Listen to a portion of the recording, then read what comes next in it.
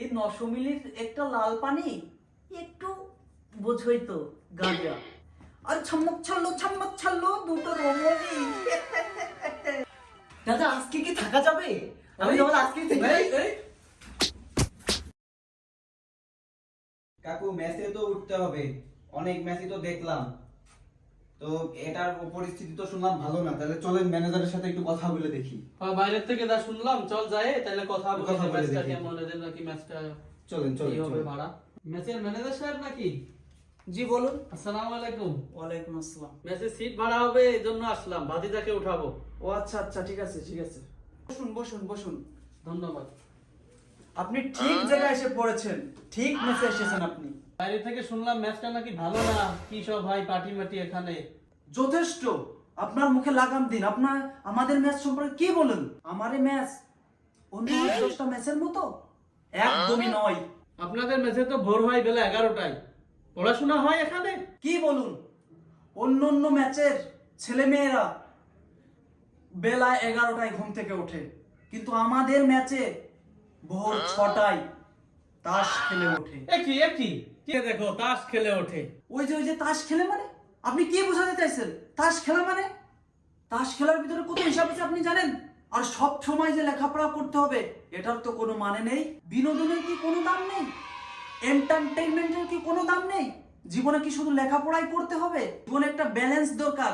সব সময় আমরা এন্টারটেইনমেন্ট করি না, কখনো এন্টারটেইনমেন্ট করি আবার কখনো বিনোদন। হয় কোন সময়? পরীক্ষার আগের দিন রাতে আমাদের এখানে সারা রাত কারেন্ট থাকে না, মাথার ঘাম পায়ে ফেলে আমরা ঘুমাই। এমন ভাবে ঘুমাই, একজনের পায়ের কাছে মাথা, একজনের মাথার কাছে পা। ওর মাথার ঘাম আমার পায়ে এসে পড়ে, আমার মাথার ঘাম ওর পায়ে গিয়ে পড়ে। ভাবেন আপনার জীবনে এরকম স্ট্রাগল করতে? একদম ভোর ভোর সকাল 6টার মধ্যে উঠে বই নিয়ে বসার যে পরিকল্পনা, এটা আমাদের সবার ভিতরে থাকে।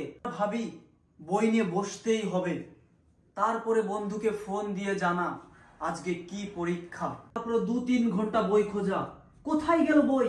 তারপরে 2-3 ঘন্টা পর মনে পড়ে আমরা তো বই কিনিনি। তারপরে আর কি করা, বই নেই, এবার তো টুকলি করতে হবে। তারপরে আমাদের কষ্ট করে টুকলি করে পরীক্ষা দেওয়া। হেমা, তোমরা নকল করো? আমাদের তো বই থাকে না, অভাব। বই কেন না কেন? কেন কিনবো? আমরা তো জানি আগে থেকেই টুকলি করতে হবে। তার মানে এই নয় যে ইঞ্জিনিয়ার কলেজে যারা পাশ করছে সবাই টুকলি করে পাশ করছে, কেউ তো টুকলি করেও ফেল করছে। পড়াশোনার মর্ম আমরা নাই বুঝি, কিন্তু আমরা টাকার মর্ম বুঝি। টাকার মর্ম বুঝি বলেই রে ভাই বাড়ি থেকে যে টাকা দেয় তার অর্ধেকই বেঁচে যায়, সেখান থেকে আমরা গরিব দুঃখীদেরকে দান করে দিই। আমাদের মেসেই সব গরিব দুঃখীরা আছে। আর স্ট্রাগল শুনবেন? আপনার শোনার ক্ষমতা আছে? তো বলুন দেখি কি এমন মহা স্ট্রাগল? আমাদের মেসের মধ্যে এমন এমন ছেলে আছে যারা 2 মুঠো ভাত খেতে পারে না, কারণ বাকিরা 3 মুঠো ভাত খেয়ে নেয়। না পেয়ে এরা ক্ষুধা পেটে ঘুমিয়ে যায়, ঘুম থেকে উঠে আবার গাঁজা খেয়ে আবার ঘুমিয়ে যায়। গাঁজা মানে? গাঁজা? আরে ভাই থামুন থামুন, আপনি তো আচ্ছা বোকা মানুষ। এটা একটা সবজি যা খেতে হয়। তো এই গাঁজার কথা ভেবে আপনি আবার ভেবে নিয়েন না যে মেসের সকলে গাঁজা খায়। ম্যাচে এমন এমন ভদ্র বাড়ির ছেলে পেলে আছে না, যে রুমে গাঁজা আর সিগারেট খাওয়া হয় না ওরা সে রুমে থাকতে পারে না, ওরা অন্য রুমে চলে যায় মদ খেতে। ওই রুমে যে মদ খাওয়া হয়ে নেশা হয়ে গেলে ওরা আবার এই রুমে চলে আসে, তারপর ওরা রুমে এসে 2 কলকি গাঁজা মেরে দেয়। তাদের একটা টাইম ছিল, সব সময় যে গাঁজা মদ খাবো এ নয়। নেশার সময় নেশা, আবার পড়ার সময় নেশা।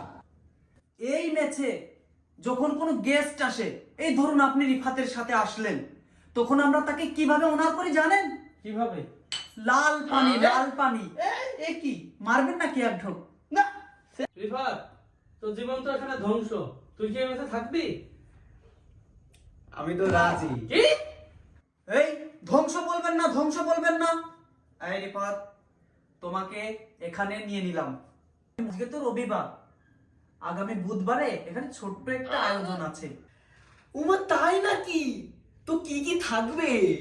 এই 900 মিলির একটা লাল পানি একটু বোঝই তো গাঁজা আর ছম্মক ছাড়লো দুটো রমণী। দাদা আজকে কি থাকা যাবে? আমি তাহলে আজকে থেকে